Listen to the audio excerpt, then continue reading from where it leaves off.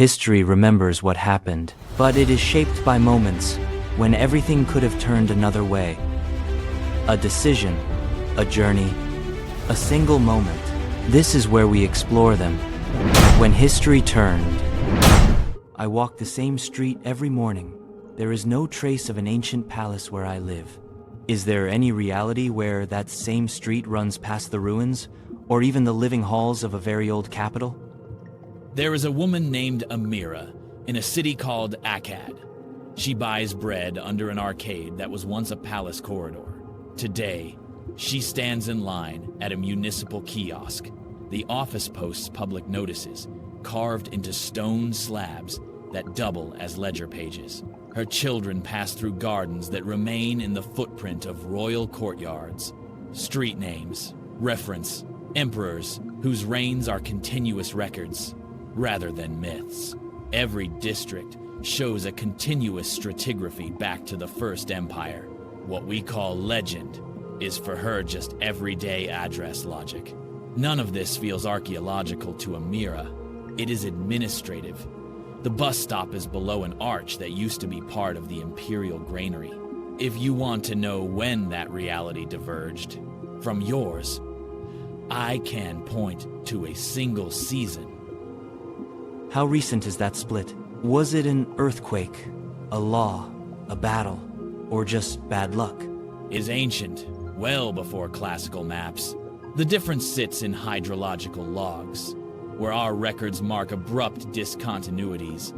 Theirs show steady canal maintenance and an organized program of repairs beginning the season after a specific year. What about the material city? Brickwork, seals, inscriptions.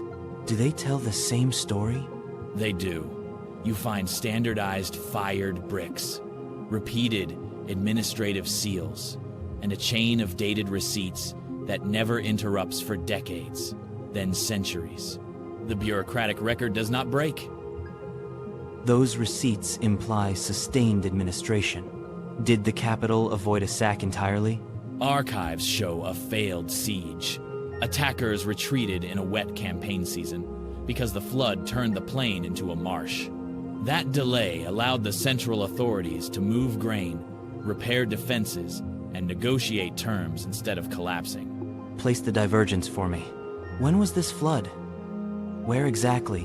And who ruled at the time? The pivot sits in the late 3rd millennium before the Common Era on the eastern alluvial plain. In that season, seasonal inundation blocked a mobilized invading force for a campaigning year. The delay permitted evacuation of archives, redistribution of reserves, and a set of administrative reforms that institutionalized record-keeping and infrastructure maintenance.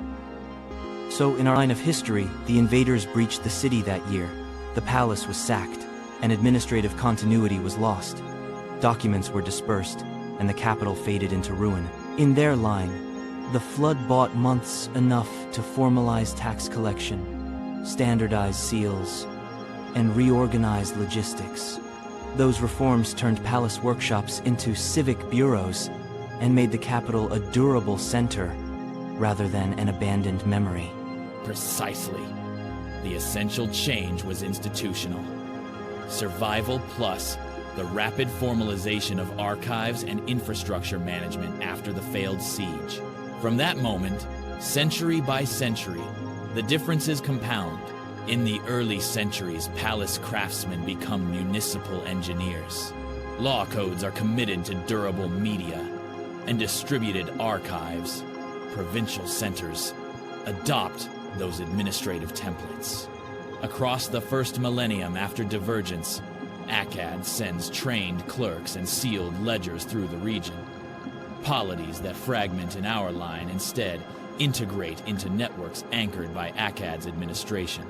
During the medieval ages, continuous records support legal continuity and commercial trust, which shifts trade routes and the balance of urban primacy in favor of corridors tied to Acad.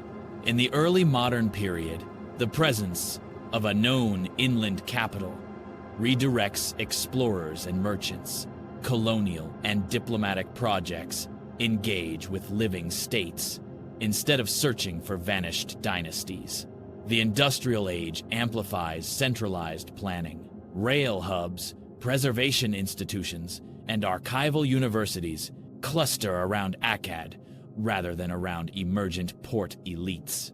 By the 20th century, archaeological practice and diplomacy are different. Our scholars reconstruct a lost capital from fragments. Theirs work in partnership with living custodians of a continuous archive.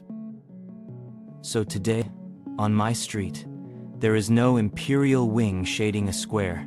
In their city, a palace wing shades a municipal plaza, and schoolchildren copy civic forms that descend directly from the First Empire. That answers your question. Yes, there is a reality where your street passes a living palace. The pivot was a seasonal flood that prevented a decisive sack in the late 3rd millennium before the Common Era, enabling administrative survival and centuries of institutional continuity. A single season of water changed how archives survived, how cities organized, and ultimately how whole maps and legal worlds formed. That contingency shows that what feels like a stable past is often the consequence of a small decisive event. If this wasn't the only timeline you'd like to visit, subscribe.